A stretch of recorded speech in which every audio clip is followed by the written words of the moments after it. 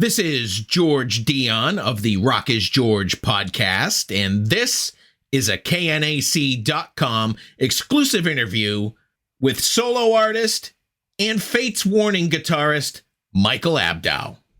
If I knew absolutely nothing about Michael Abdow, how would you describe your music to me? So my solo music, I would describe it as, it's instrumental. It's guitar based. But it's not necessarily guitar led.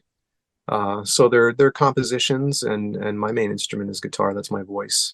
And so I'm playing a lot of parts on guitar, but I integrate it into a rock setting.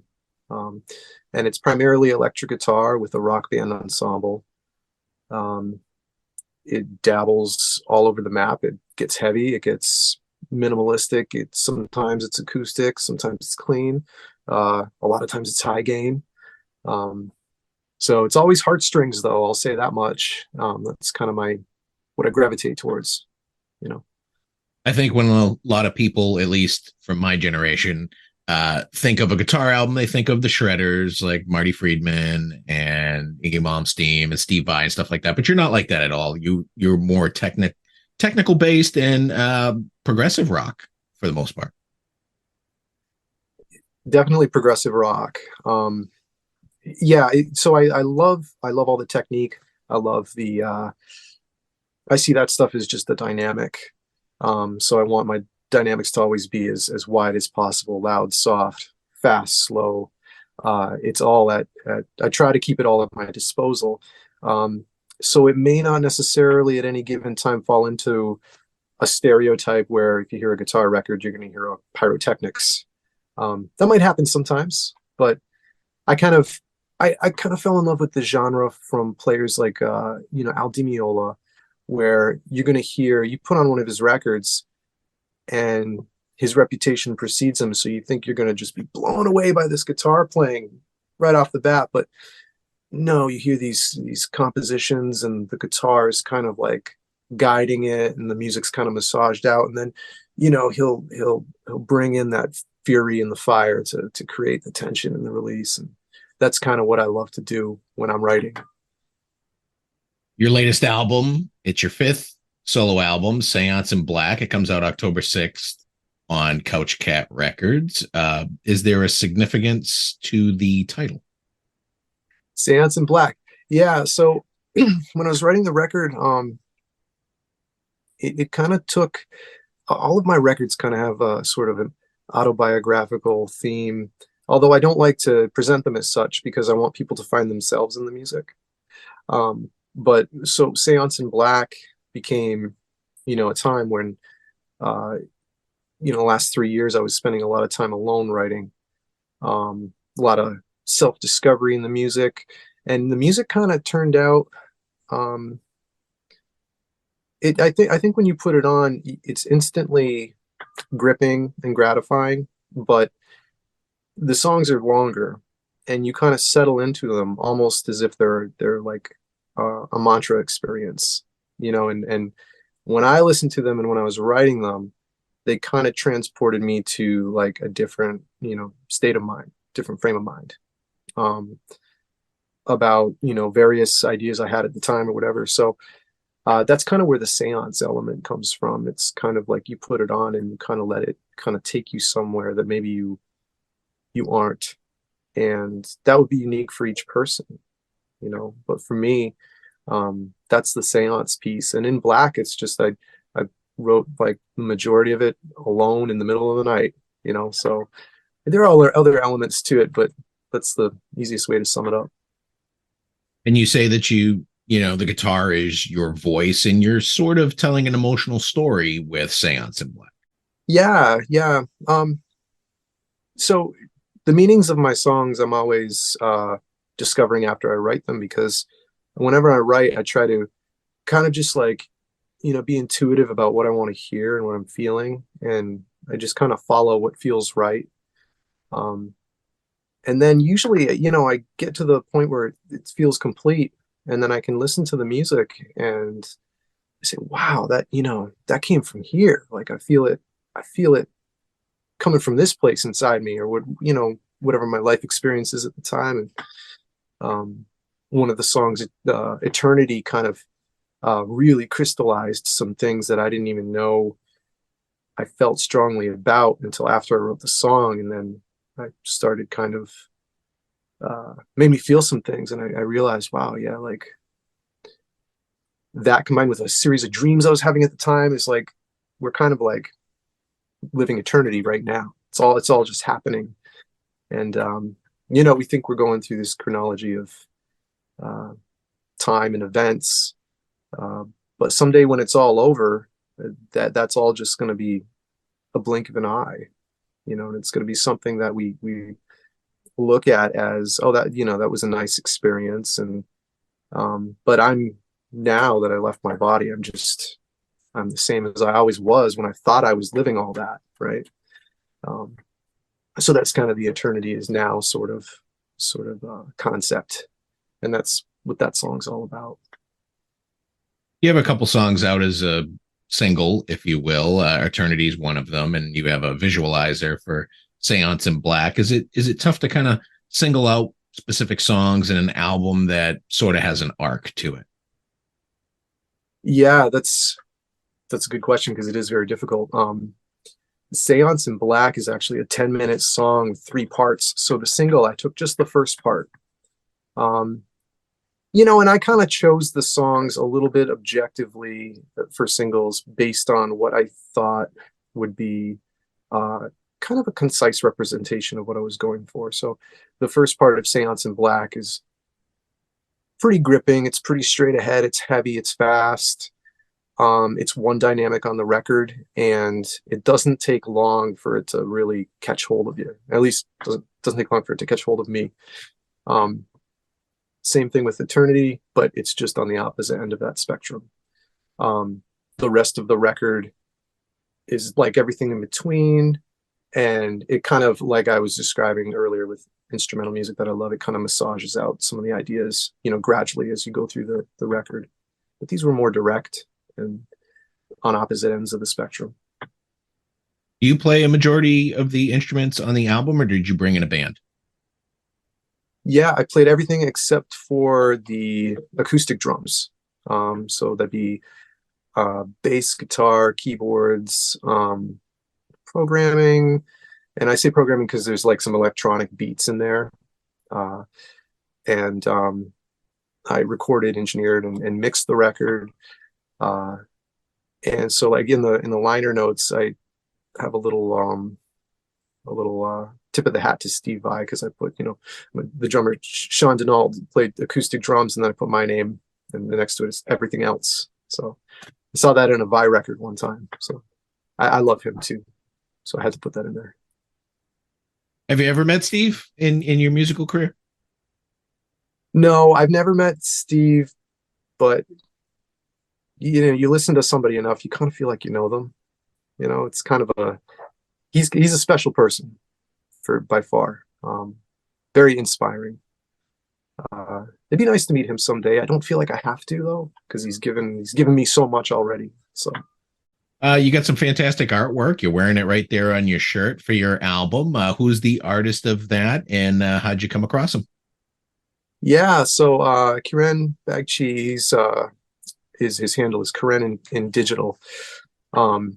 He does a lot of digital art for artists, for bands, and he has his own portfolio. I came across him because he came to a Fates Warning meet and greet when we were in, I think it was at the Whiskey A Go Go. That's where I first met him, and then we kept in touch, and I saw his art, and I think it's really unique. His approach is really unique, and he's got an eye for like sort of like a multidimensional depth, not necessarily in the imagery, but in the composition of what he's putting together. And so the artwork for this record came together because he did the art on my last record. And what he's done for me is much more simplistic than what he typically does. But he's very gracious, and he's very flexible. And so I came to him with this concept. And I actually kind of like did the pose for him. I took a picture and did the pose, and then sketched out my concept, and then I gave it to him, and he made it like really attractive and cool. And I'm not a visual artist, so he absolutely is, and he's fantastic. Seance in Black is being released through Couch Cat Records. Is this your own imprint? Yeah, it's the couch back here, one of my cats who's been with me since before I could even really play guitar, would just like sit with me and listen to all of the nonsense, all of the good stuff. She was there for all of the recordings.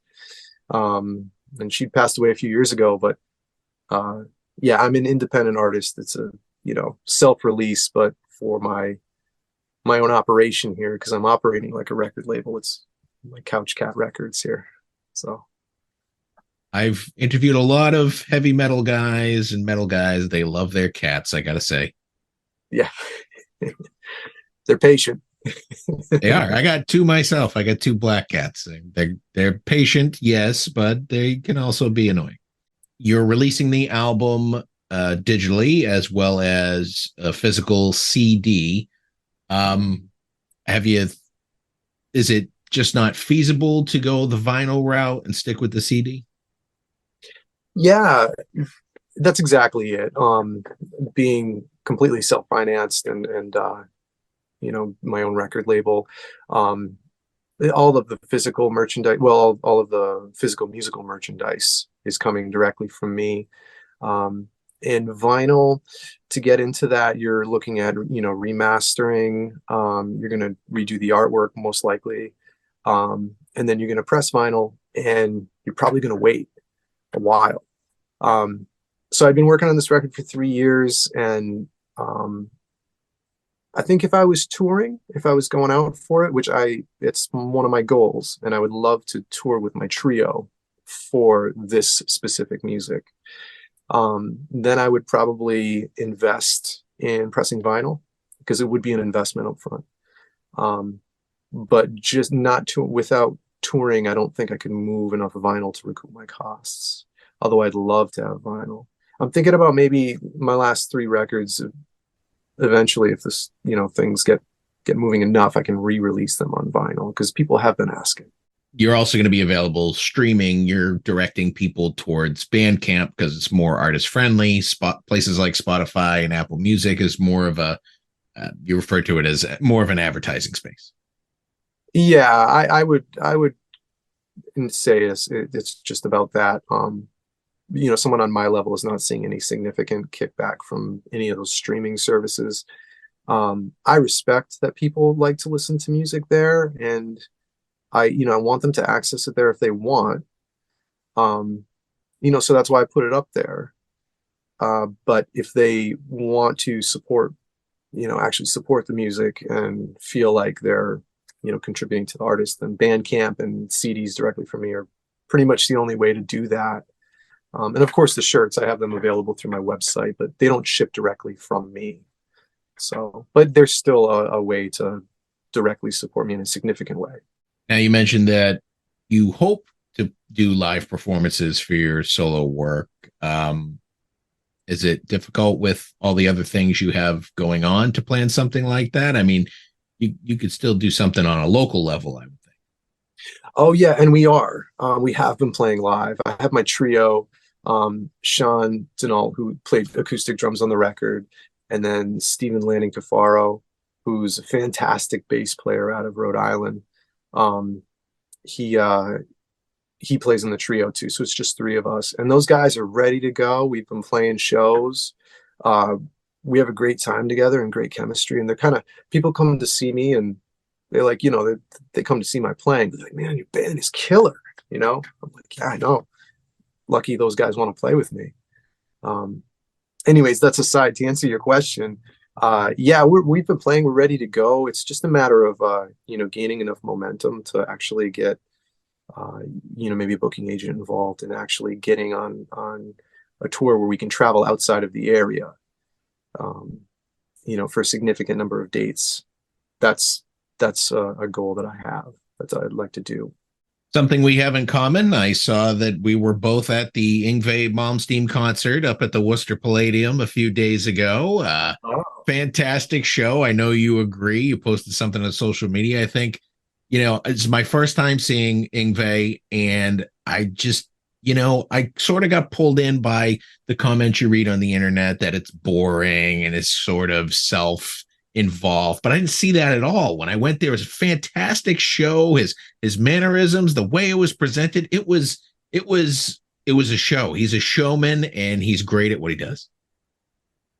I couldn't agree more. It's so cool you feel that way. It's cool that you were there too. Yeah. Yeah, I mean, that was my first time seeing him too. And I've always been a casual Yngwie fan, but my wife is an Yngwie fan, and she's like, I got us tickets, we're going. I'm like, all right, awesome, So I went there being familiar with his music, and I left there just completely blown away. Like, I just saw one of the great guitar players of our time, and he was on fire, and the show was killer. And then, Glenn Hughes was fantastic too. I fell in love with him.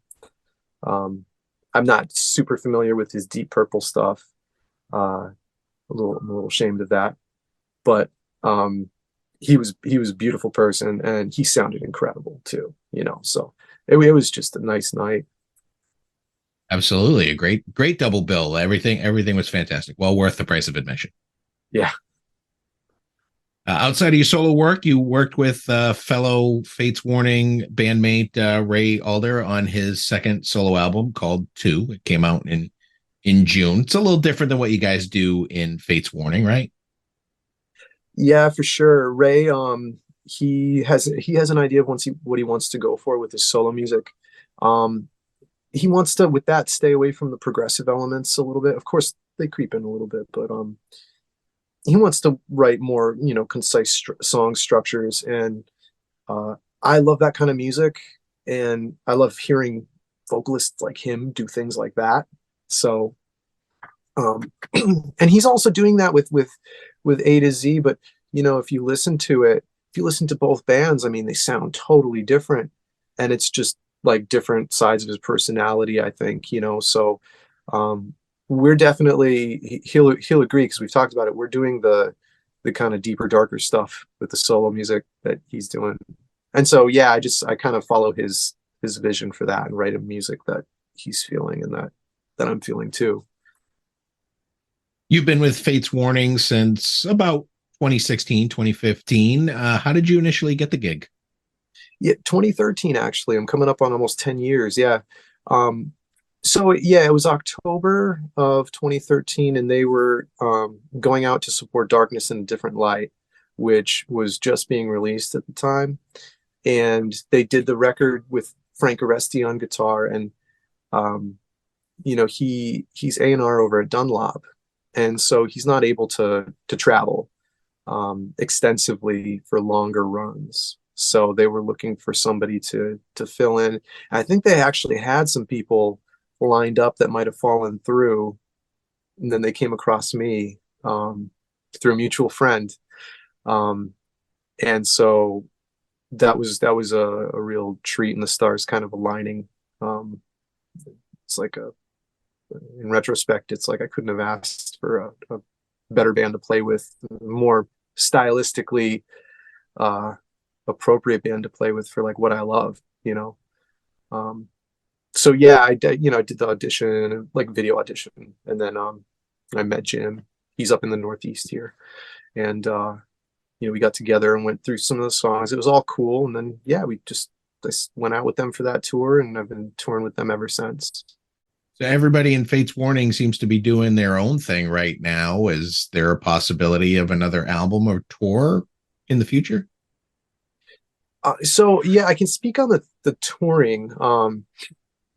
I think everybody would like to tour. They're just like you mentioned, everyone's kind of doing different things, and so availability is a bit of an issue. I know Ray's talked a little bit about that publicly, but yeah, the band would like to tour, and I think that definitely could happen. I can't say for sure. As far as like a new record, that's always going to be up to Jim. And I know right now he's not interested in doing a new record. And that's really all I can comment on that.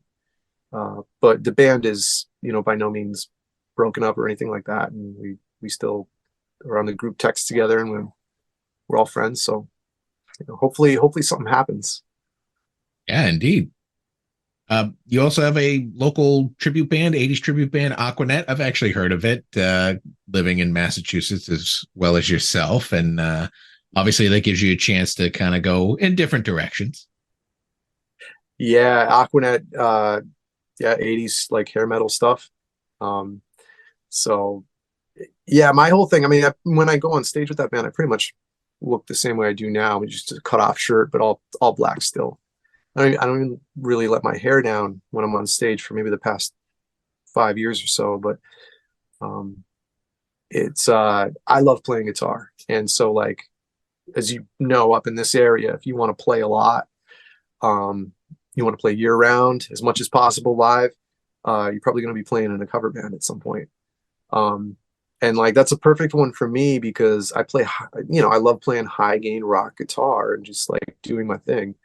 And so like, I can do that. The same rig I play with Fates Warning, I can take that on stage with Aquanett and, play. And the same with my solo record, same, guitar, same everything. And I can, I'm playing cover songs. I'm trying to pay respect to the music and some of which you need to play accurately, as much as possible. Some of it you have a little bit more wiggle room, and I take that wiggle room and run with it whenever I can. So yeah, I have a lot of fun doing it, and we're playing year round. So yeah, I was in a cover band in this area 10 years ago, and yeah, they only want to hear covers. We had a couple originals, but nobody cared.